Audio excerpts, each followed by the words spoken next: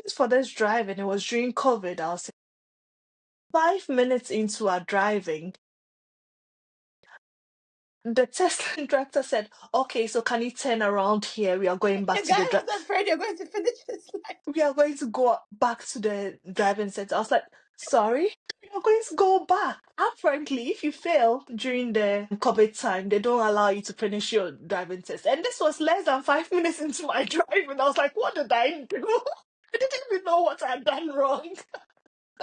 That even made it worse.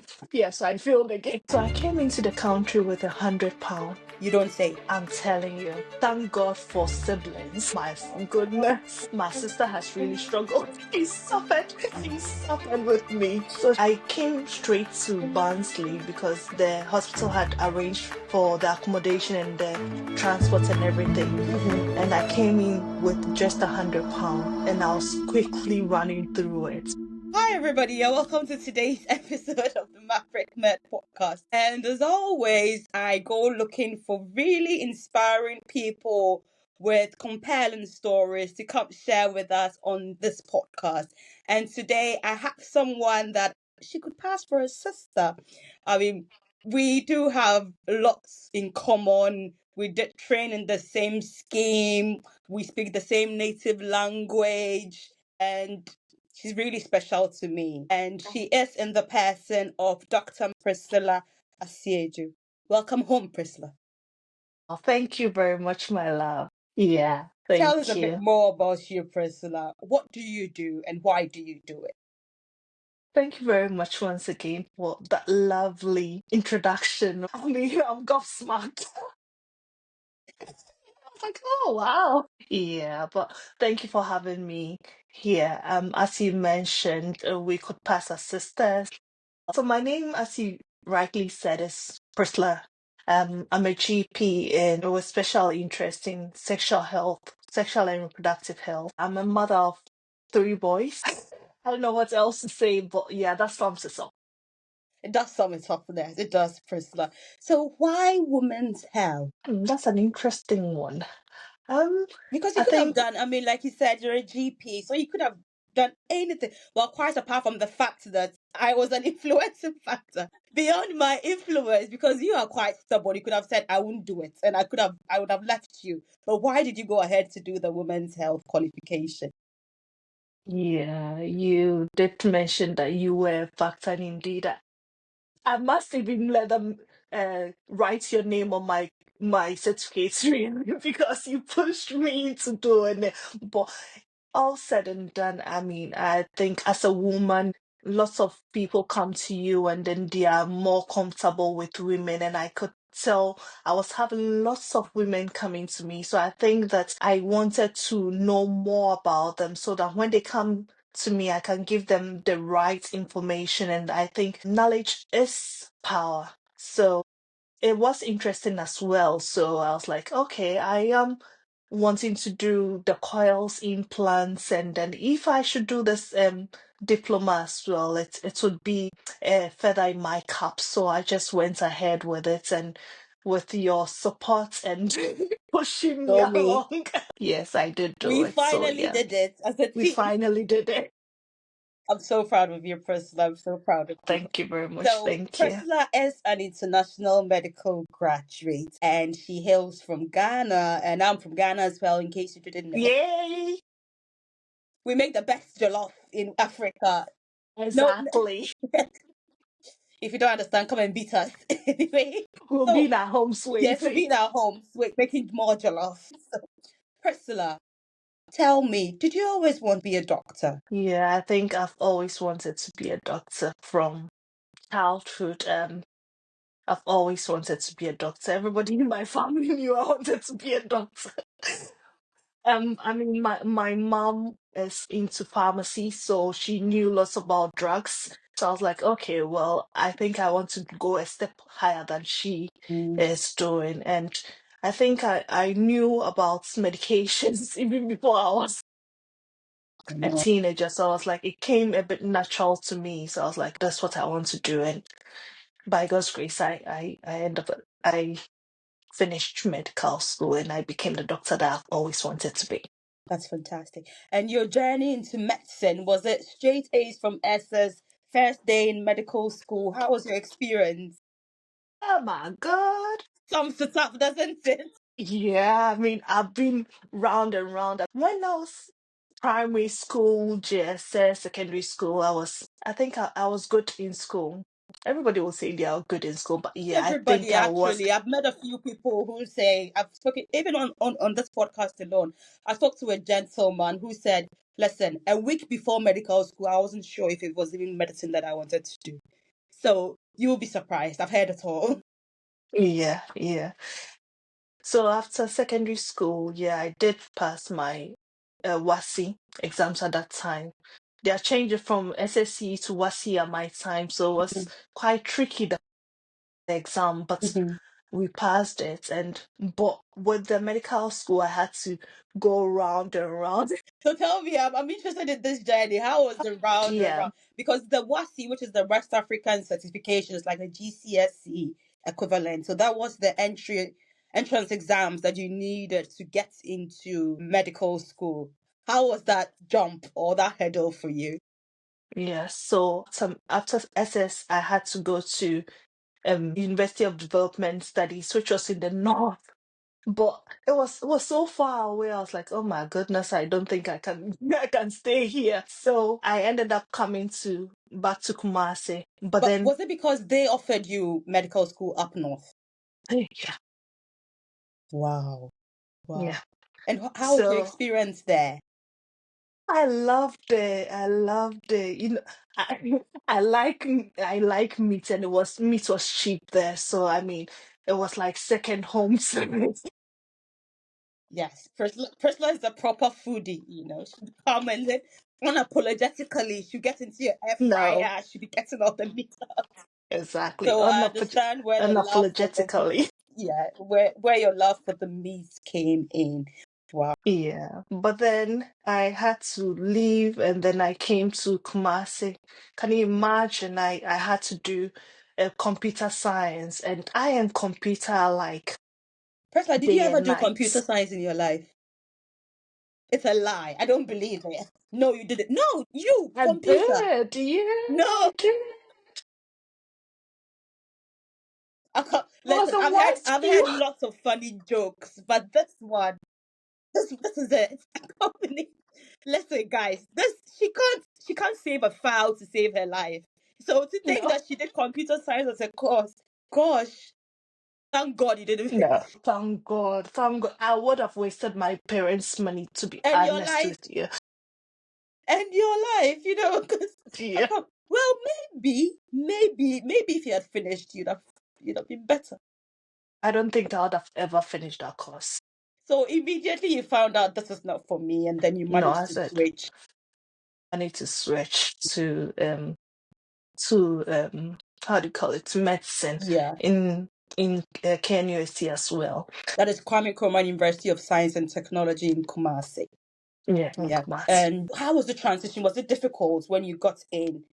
Did you think, what am I even doing here? Yeah, so I got in. That means that I was a year behind my Your mates because I contemporaries, had yeah. to go all the way. And I was like, sometimes some people will just pass a comment. I was like, what are these children trying to say? And am I sure I wanted to still be in here? I was like, is this really for me? And when they introduced pathology, when we got into pathology, I was like, all these slides look the same. Priscilla, talking about pathology, I've always struggled with my eyes. So how I learned to cope with pathology was that I would take the slide from under the microscope and then I would look at it in the air and I would say, okay, this one looks like a frog. This one looks so maybe if it's like a cheek cells or maybe just glioma or endothelial cells. You know it. I found ways of identifying it outside the microscope because there is no, and these microscopes they are set. You don't touch it. You just go and look at it. But then I see things differently. So I'll just go and I'll pick the slide stealthily and I'll lift it up in the air and I'll say this one looks like a moon. So when I see the moon, because they will come in the exams, in the steeplechase exams. I don't know if you guys did the same thing. Yes, we did. So I had to find a way of being able to identify it without looking at it under the microscope, because I won't see it anyway, and I needed the marks to Mm. move on. So yes, I understand the troubles with pathology. Gosh, thank God I didn't have to do it at the job. Yeah, everything looked like columnar cells to me. And when we did the staple chase, I'll be like columnar cell, columnar cell. Then I'll be like, I've written it too much. Let me change it. Epithelial cells. Yes. Oh my word. Right. Yeah. Yeah. So you managed to scale through pathology. I mean, clearly, if you didn't have been here. Yeah. And how was microbiology for you? Microbiology was good. Good. It was good. I enjoyed it. I think the only two subjects I didn't like was pathology and pharmacology. Oh yeah. Yeah, that's one of Those subjects were just over my head. Well, Yeah. so some way somehow we made it, and then Rem- we are here now. So Priscilla, you finished medical school. You do your Mhm. house job. How was your house job experience? I think my house job was good because that was the time that I had finished school. That was the time that I had a room to myself, Mm-hmm, and I was becoming an adult, if you should so say that. mm-hmm. But I think that was my preparatory time. That was the time that I was like, no, this not where I want to be, because you go to, you go to work, and it's like, seems like you're not doing the optimum that you want to do. It's like, especially when I did pediatrics, I was like, no, I can't keep on Were you guys also doing having to. contributions to buy medications for your patients? I Is was there? just going to say that it was heartbreaking, to be honest. And then you could see that some of the things that the children were suffering were so preventable, and Mhm, these parents didn't know much about what they were doing, and they were so oblivious mm, of everything happening around them. And I was like, no, this cannot be me, because I was always having palpitations when I was going to work. I was like, no, I had yeah. to find a way out. I think pediatrics in Ghana was particularly hard on me as well, because I remember at that time there was a very popular prophet in Nigeria. He's late now. I won't mention his name. And he had a very huge following in Africa. And I remember that I had a child who was a 3-year-old. I remember her name, her details, and everything. She had been newly diagnosed with a neuroblastoma, which is a tumor of the eye. And it was very early days, so the eye was beginning to swell, but it wasn't so bad. And we had broken the bad news to her, and we're trying to tell her that it can be managed in the moment, things that can be done. She said, all I want from you, Dr. Brew, is a doctor's report, and then I'm taking my child to Nigeria for the prayers. Well, long and short of it is that the girl died. And I was so So heartbroken. preventable, I was preventable. so heartbroken. And I'd seen another one with Beckett's lymphoma, like one too many cases, and all of them. It was as if they had had a meeting on the ward and decided that we are all going to Nigeria. So yeah, I was quite scarred working in Yeah, pediatrics in Ghana. So yeah. probably partly that must have influenced my decision to move, but that was just maybe 0.1%. Your mind was already made up. No, I couldn't stay, I jokingly say that I am an academic asylum seeker.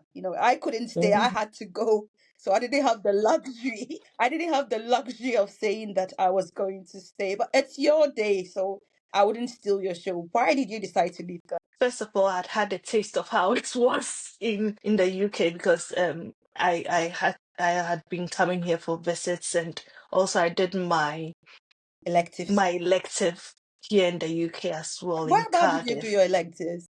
In Cardiff Royal Gwyn's Hospital. Oh, Yeah, Dr. Bobby invited us, and he's such a wonderful human being. He's well, an shout out to Dr. endocrinologist. Bobby. Yeah, shout out to Dr. Bobby. Yeah, but I could tell the difference between working in Ghana and working here, and I was like, and especially also when I was growing up. I mean, there's the time that I'm thinking about getting married, giving birth to children. And I was like, I would want to pave a way for my children, at least maybe get a passport for them, which would make things a bit easier for them, and to get them the education that's that might open some doors for them as well. So I wasn't being selfish. I was thinking about my generation, if I should say. Oh, yeah. Yeah, which is understandable. As a woman, as a mom, you have to think about your family, and so you prioritized them. How was the journey? Did you take your plab in Ghana, or did you have to take it in the UK? It was a long journey because I did my IELTS. I passed it, and then at that time I was pregnant. So by some ways or means, I got pregnant, and that's it. And the IELTS that I had written expired. Okay, so So you did it out. You got pregnant the first time, and then before you could take your plab, you fell pregnant again. yeah. Okay, and it No, expired. no, So, before I could finish my club, the IELTS expired, so I had to do it. That means that I took so much time in mm, doing this IELTS. So I did the IELTS again. I passed again, but then I went to Nigeria. So at that time, they weren't doing the PLABs in Ghana, so I had to go to Nigeria to do this PLAB. And I was so confident in going to do the PLAB, and then I failed by 1 mark. oh no! After traveling to Nigeria, After all this, I can feel your pain. Sorry about yeah, anyway. Yeah, so I had to do it again, and then again in luckily, Nigeria. again in Nigeria, yes. I know all Right. the streets in Lagos. Interested. Yeah. So I did the plab again, and then I did a plab too in the UK. Mm-hmm. But when I was doing the academy, I Yeah. had just given birth to my second one, so I couldn't come Wait, over so to when do you were the. going to Nigeria, you were pregnant? Yeah, for the first one, I was. For the first one, I was. And then when I came back, I came to give birth. And then, no, the second one, I was pregnant when I did that. And then I came back, and then I did gave birth. And I had to do the academies online because I couldn't go because I had just delivered. Right. Okay. Yeah. And then when my child was 3 months, I had to leave him and then go to Manchester for 2 weeks because I had to go and prepare with my other colleagues. Yeah. And then I wrote the exams, and then I came back home within 2 weeks. So yeah, it was quite tough. It sounds really daunting, yeah.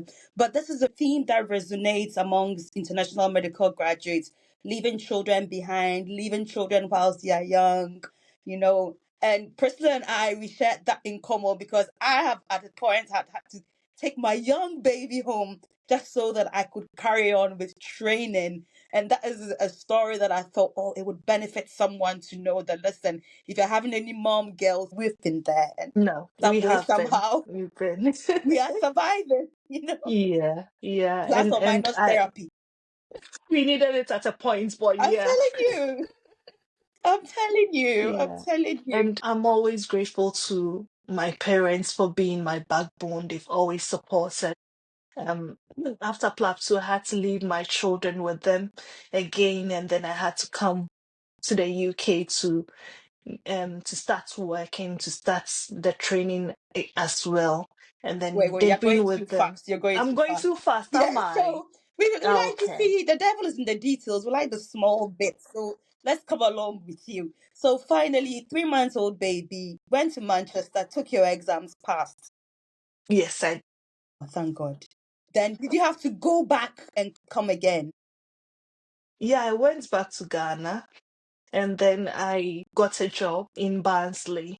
How And easy then was it finding a job? at that time, I was in my hometown in Elmina doing my medical officer's job, which I didn't want to go because it was so far away from home. But yeah, it was my hometown. So I was like, okay, well, if I don't Did want to you go get to my posted hometown, there or yeah, I got posted to my hometown. I don't know for some reason. they posted me there. And when they found out that it was my hometown, and I was like, no, I didn't go. They were like, so who should go and serve in your hometown? I I was like, think at that well, time, well, I had already left the country, but I heard there was such a long time before doctors were finally posted. So I think people were even grateful to have even been given a role, because for a long time they weren't saying anything and people were just yeah, out yeah. of job. We had sat home for about 9 months before they posted us. So we're just doing odd locum jobs. That is for Um, those who got the locum jobs. And proud to the hiatus of 9 months, they hadn't paid us for a long no, time. they haven't. Yeah, bringing back memories. Yes, they hadn't paid us for a long time. So yeah, finally when the money came, I said, I check out. This is not for me. Right. Yeah. So you finally got the applications, got the job in Barnsley, packed your stuff. What was your first day at work like? So Barnsley is close to Sheffield. I didn't think they had a heavy accent. They had a Yorkshire accent. Yes. And I thought I was very good in English, but when I went there, I was like, okay, well, this would get some getting used to. Yeah, and there are some things that I had to learn real quick, like I'm going to have my tea. I was like, why am I going to have tea at this time of the day? It's like But tea it was meant supposed to something be different to dinner. them. Yeah. But yeah, these are some of the things we learned. And yeah, it wasn't that some of the IMGs were didn't know what they were doing, but it's just because things are different. I mean, they have short ways of calling some things, like going. I don't even remember the I'll things that tell you was one that difficult for comes me, comes but to me. So I struggled when I came here, and they said I was on the medical ward, and they said we're going to check the BMs of this patient. And I'm thinking, what is BM? Is it the BMI that they've shortened to BM? Or, Mhm. so when the consultant came back and he said, so what's the BM? I said, let me be honest with you, I don't know what a BM is. And he said, Exactly. oh, do you know about the blood sugars?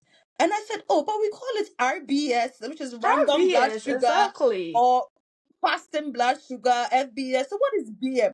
And apparently it's the name of, he gave a reason or whatever. Anyway, I soon followed along with it, so I didn't even. But BMs was like, what is BMs? So Mm-hmm. if you come Mm-hmm. from somewhere that they don't use these terms, and someone says, "Oh, what's the BMs?" Or like, "Oh, patient is going Yeah. into hypo. What is B? Check BM." I think, what are you They using already the know weight what to for? do.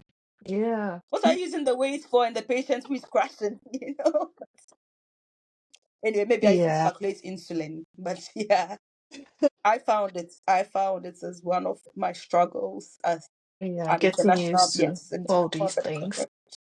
So Barnsley settling in, how hard or how easy was it? So I came into the country with £100.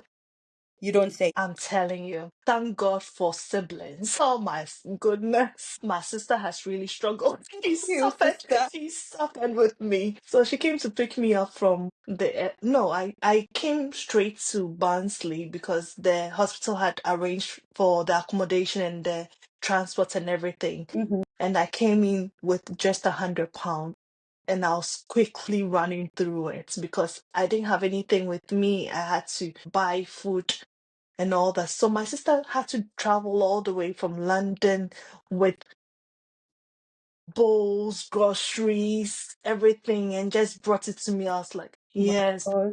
beddings, everything. Yeah. Yeah, Because the typical hospital flat, I don't know what it was like in Barnsley, but the few that I've worked, it's usually like a little prison cell. You have the small single bed, and what yeah, annoys me is that there's a sink in the bedroom. I'm thinking, what are these people thinking when they put the sink in the bedroom? You wake up and you're facing the sink. Like, this is proper yeah. cell, like a prison. Else, yeah. And you Yeah, shared the kitchen. shared kitchen, Yeah, shared toilet. Yeah, yeah. But I think most of the hospital accommodation and facilities have been renovated. So if you're a they new have been. IMG or a new international medical graduate coming in, that might not be your picture. So don't let me No, put you no, off. no. They are That's not now it. more Yeah. fancy. They have smart cards, and self-contained apartments. They look like little hotels. exactly. The ones in Grimsby were looked like a hotel, to be honest. It had your own kitchenette and everything inside. Hmm. It was like self-contained. So it was like a lovely B&B, but it didn't used to be like that. It was really cringy. So it wasn't nice. It wasn't nice. So thank heavens that it's all been renovated. Things So are big sister to changing. the rescue. She comes, she rescues you with the groceries. And then how was first day at work? Yeah, first day at work, I was lucky to have a Sudanese consultant. So he An picked me IMG under his himself. wing. Yeah, and IMG himself. So Mm. he picked me under his wing, and then also the registrar. Hmm. She was an ST3, but she was new to being a registrar. But the one on my ward was absolutely amazing. There were two registrars, really. They were absolutely amazing. But I had the opportunity to go next door the next day, and I knew that all registrars weren't the same. So you had tasted and seen, and you could Yeah. say that Yeah. you could see that But indeed our registrars was it. Did you have the registrar who vanishes at night and comes back in the morning to do handover? so the first registrar that I had Hmm. knew that I was new to the job. Hmm. So she was with me throughout. She went for her own clinic, came back to help me with the jobs, and I was learning from there. We had other people there as well, but this registrar was very, very supportive. Hmm. I would say she was my angel. Yeah. And then the next day on the other ward, after one rounds, the registrar vanished. Typical. And it was left with just us. I think we were three people left, but we were junior doctors. So it was very difficult. I think on that day I closed very late from work. Yeah, but I had a taste of both worlds. Sometimes it's good because if you don't know bad, then it's hard for you to tell what good is, and it makes you more grateful for people who help you, because sometimes Yeah, you can take things for granted until you realize someone has shown you shiggy. Then you say that, exactly. hey, apparently, yeah, I've probably taken that person for granted. That's good to know. So from Barnsley, you managed to get into GP training. How tasking was that? How difficult was that? So I had to do the MSRE exams Yeah, that we had to do. At time after the MSRE, you had to go and do that clinical testing again yeah, at and the it was a face to stadium. face because it was before COVID, Yes. wasn't it? Yes, it Yeah. was face to face. Oh goodness. I think you had to do some clinical reasoning exams. It was a written exams, and it was marked Yeah. over 16. I remember. You remember it so well. Yeah.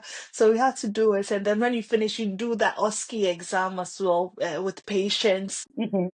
And then sometimes people acting as colleagues in stations. But Yeah. yeah, we had to do that. I think they've scrapped that now, Oh, oh, haven't oh they? yes, I think I heard that they scrapped that. Yeah, but those were interesting times. Very, very. Those Because were, you meet other people as well, and then you form friendships there, yeah, and then goes. yeah, absolutely. I made a few friends during those assessment days, and up to date, we still. It's been 7 or 8 years, but we still have that relationship. Yeah. So, of all the places in the United Kingdom, you found yourself in North East Lincolnshire. Was that your first choice? No, I actually didn't know anywhere in the UK, so I was just Randomly? placing randomly placing, and then the first one I got Devon. Hmm. Then I just sat down, and then with the accommodation in Devon, I was like, my goodness, we wouldn't be able to pay for it. But So I at had least to by then reject you had it. more than £100, isn't it? Yes, yes. We had worked a few months. I think I worked for 9 months before getting into GP training, but then we had to write the exams at my 6 month. Yeah, So you but we thought, didn't no, want Devon is to. a bit too expensive. Let me move Yeah, further up Devon. north. Yeah, we did. We did. And soon after that, there was COVID. Or was Yeah, it? soon after that there was COVID, yeah, because I entered in February 2020, And when was COVID again? I think I it was the think same year, March, wasn't it? yes. I Yeah. think in February, well, it's COVID-19, like the name rightly said. So at the tail end of December, So we heard about yeah. it, but it was far away. And then in March, it was by March, I think that's when we started having the lockdown. And then it was Mm-hmm. coming home. It was close to us now. Mm-hmm. Yeah, it was close to And us. you had your two children in Ghana. I had my two children in Ghana, How was and it I for you? remember it was tough because at that time I had planned to go to back home to Mhm. Ghana. I'd gotten my tickets and everything, and then there was lockdown. And then later on, when things were getting a bit better, I couldn't get enough leaves to go to Ghana because I'd spent most of my leaves. My goodness. But yeah, this is one of the things. So what were you using your leaves for? Were you just I have gallivanting or? no idea. I cannot remember, to be honest, with what I did with my leaves, but yeah, it Yeah. wasn't enough. It was just not enough. Bless you. So how were you keeping in touch with the kids and how were you keeping yourself, I'm using air quotes when I say sane, with your two children? And these were your only children Yeah, being yeah. away. How were you managing? Luckily, we had WhatsApp, so I used to call them on WhatsApp video every single day. I know it's not enough, but yeah, was what was keeping me. Mhm. When I finish from work, I want to hurry up, go home, go and talk to them because I didn't want to miss a day without them talking to me. I don't want them to forget me. And did you have any mommy guilt? I did. And sometimes when you tell people that you've your children are home, sometimes the words that they say will like maybe I'm the worst human being in the world. But Mm. I just say that they are in good hands. I'm here for a purpose, Mhm. and I'm just going to get through this as quickly as I can and then get them together with myself. I think it's better to stay on track.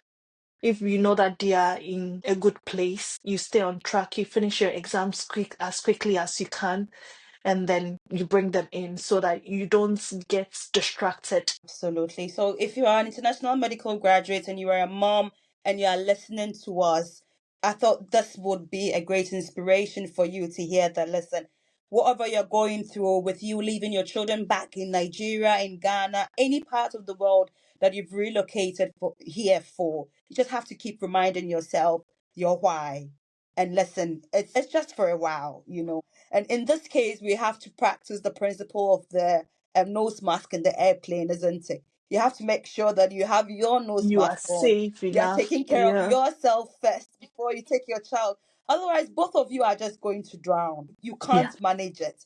And yeah, childcare, taking care of yourself, training, oh my God, it will be hard. yeah. It will be hard.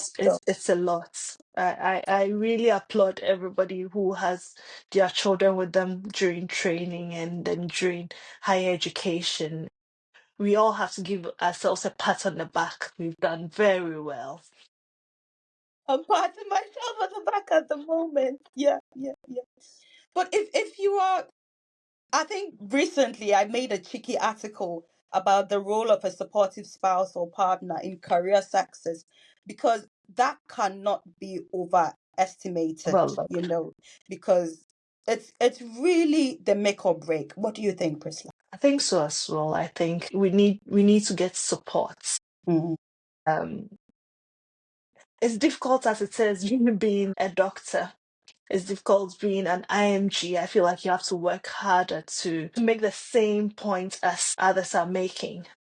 And if you come home and you have to struggle at home again, it makes things even worse. So we cannot underestimate or overestimate the help that we need when we come home. Even if it's just looking after the children for a bit whilst we rest a little, or doing a few household chores to help with your spouse, knowing that they've been to work and they're so tired, giving a bit of foot massage, or even saying nice words to your spouse when they get in goes a very long way. It's not all about money or anything, but just to know that I'm not coming home to do all the dishes again, to come and clean all the house and all that. I mean, Absolutely. it's a lot. Yeah. And Yeah. even And thank God sometimes, for dishwashers. thank God for dishwashers. And I say, thank God for a robot vacuum.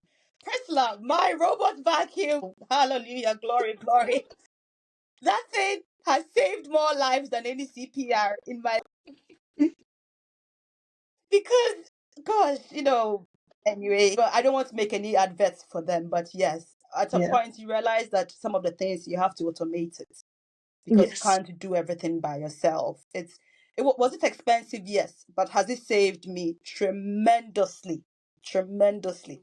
Actually, my plan is that next year, if I save a bit of money, I'll buy an automated mop Yeah. so that it Because wouldn't we just cannot come and hoover, it kill would hoover and ourselves. mop as well. It saves a lot of Yeah. quarrels, it saves a lot of trouble, it brings peace at home. We have to choose our battles, isn't it? We do Because you have to just choose our cannot. battles.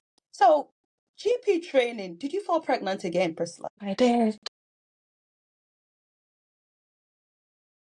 I'm always pregnant. I think every time I call my friends, they'll be like, Priscilla, are you pregnant again? I'll be like, And how was your experience as a trainee and falling pregnant or being pregnant in training? Because I get the question all the time where people ask me, Hannah, I've just recently gotten married and GP training is about 3 years. Would you say it's a good idea to get pregnant? What would your answer be? always, yeah. You would say yes. Always. I Do mean, it. do it. Do it. If life is not a race, I mean, someone takes 3 years to finish training, you take 5 years to finish training, you all finish training in the end. So life happens and pregnancy is part of life. So having a break, getting pregnant, having another break, taking care of your child before coming back. I mean, yeah, mom, you've brought a life to the world. What else could you be wanting or asking for? I mean, it's all part of the choice of life. Yeah. But it's not easy, but it's worth It's it. worth it. It's worth it. Yes, I totally agree with you. And I mean, I've been through the same thing. I had my babies through training, and gosh, there were times that I was kicking and beating myself. That, oh, just when I thought I was having a bit of a break, and then another baby comes along. Oh no! But it's been very fulfilling, and I wouldn't have it anyway. Yeah. Priscilla, I tell you what. On my day that I was having my graduation, I was just reflecting, and I was saying I could have been stood here alone by myself. Yeah. Taking pictures, but I had my daughter and she was shouting my name through the crowd. Mommy! At that point, Priscilla, I thought of it. I can't find words to describe how I felt. I told my husband Yeah. that, you know what, I think at this point they can take the certificates back because what my daughter did is my reward.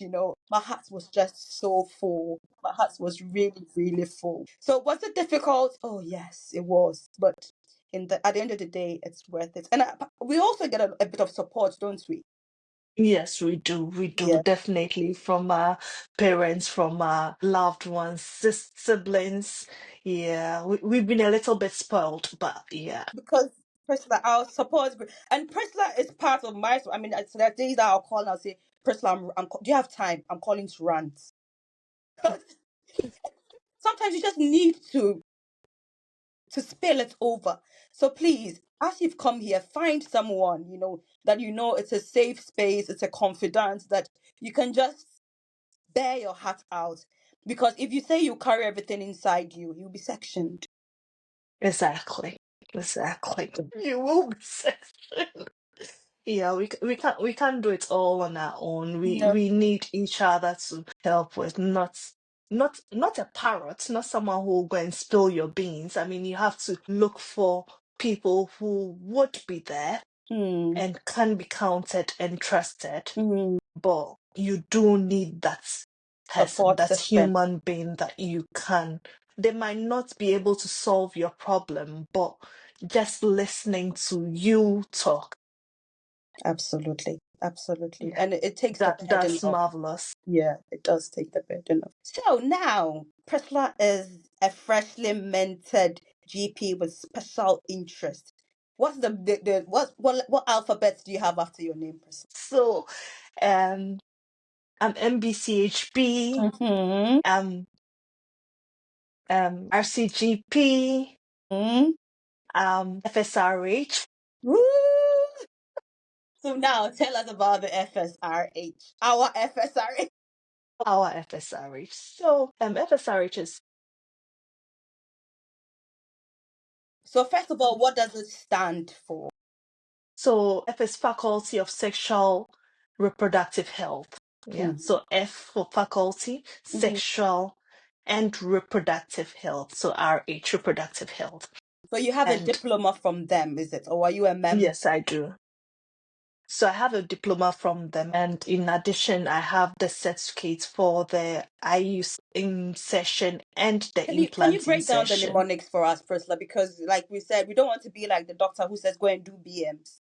We want to make sure that everybody's on the same page and they Yes. understand us.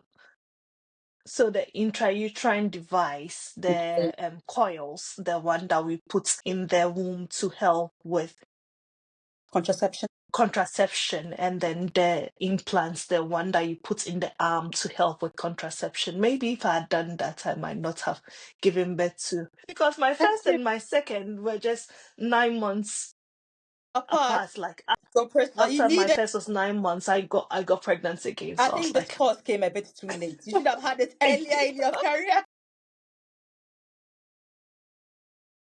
But I've been saying that Princess children are so gorgeous, So we thank God you didn't have the course and then you've had the babies.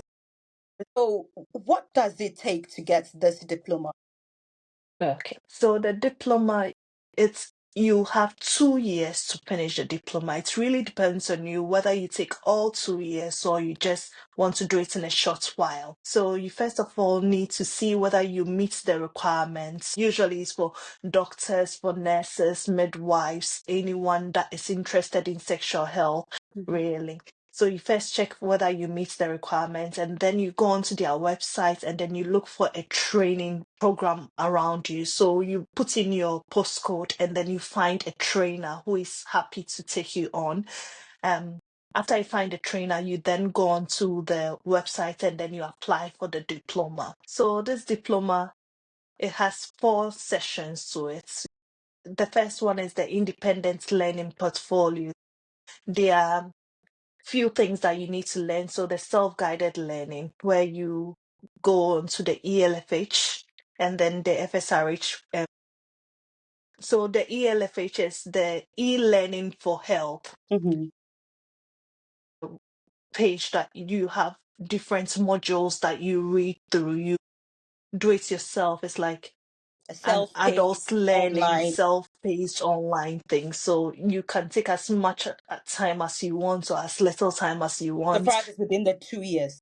so far as it's within the 2 years. Mm-hmm. And then you have the topic investigation. So they give you 5 topics to do investigations in, and then you write it up. Mm-hmm. And then you have another 5 case-based discussions. So they have topics that you go and read about, and then you have to discuss with your trainer. And then you would have the patient's feedback form as well. So as you are taking care of patients with the sexual health problems, you ask for the feedback from them and then they give you feedback and then you put it on your portfolio. Also, the second one, so these 4 make up the independent learning portfolio. Then you have the second one, which is the online theory test. So it's a 50-question test. It's an open book questions, and you have 1 hour to finish it. And you can do it at any time at all that you want. I did mine on a Sunday night. And yeah, and then it's quite easy for if you have learned it, but if you haven't learned it, it can be challenging. Well, isn't that what Um, every exam says? If learned it is easy. yeah, but when they say it's an open book, you would have thought that you would have time to go and look into a book, but because of the time constraints, you might not have the time to do Yeah. it. So even though it's sounding easy, putting a bit of how do you call it? A bit of effort in it would make it easier for you. Mm-hmm. And then you have the third one being the summative clinical assessment. So you have 5 different things that your assessor would evaluate you for. So you have real life patients that you would have to consult with. So it's like your assessor is looking at your consultation skills whilst you are doing the consultation with the patients. And then the last one is the assessment half day, where you have 1 hour written exams. So they ask you a few questions, you write. It's a written, sometimes one line, sometimes a few words, a few lines, sometimes you just fill it in and all that. And then after the 1 hour test, you do 4 stations where it's like an OSCE form music. Yeah. Priscilla, It's it sounds it's a really lot. daunting, you know. I don't know whether at this point I should be apologizing to you for pushing you to go and do it. No, you just have to do it a step at a time. But Mhm. yes, mind you, you have 2 years. You don't have to do it all together. So So how yeah, long did it take you to do yours? it took me about, was it 7 or 8 months Wow. to finish mine. Wow. Yeah, Wow. Congratulations. I'm so proud of you. thank you. I'm so Thank you. You and should be. and beyond getting this one, like Priscilla, I've seen you from the days that when you are driving or when you are parking, we are saying Jesus, Jesus, Jesus. To you now driving to London, to you now, driving all around the country. My How was your goodness. driving experience in the UK? Don't get me started. Tell us. At least I was a it would Formula One encourage driver someone. coming. I thought I was a Formula One driver coming from Ghana. And then I came to the UK and they had so many rules. I was like, God. Okay, so fast forward, I did my driving lessons. I did my test. I had my test. I went for my first exam. I failed. Oops. I was like, what? That was okay. I wasn't very concerned about it because I had just come into the UK. I was in Barnsley at that time. So I was like, well, I don't know about Is this the theory or the practical? the theory was okay. I passed the theory. The practical test. The second driving test. I went for this drive and it was during COVID. I was in Grimsby at that time. 5 minutes into our driving, the test instructor said, okay, so can you turn around here? We are going back The to guy the was afraid you're going to finish his life. we are going to go back to the driving center. I was like, sorry? We are going to go back. Apparently, if you fail during the COVID time, they don't allow you to finish your driving test. And this was less than 5 minutes into my driving. I was like, what did I do? I didn't even know what I'd done wrong. That even made it worse.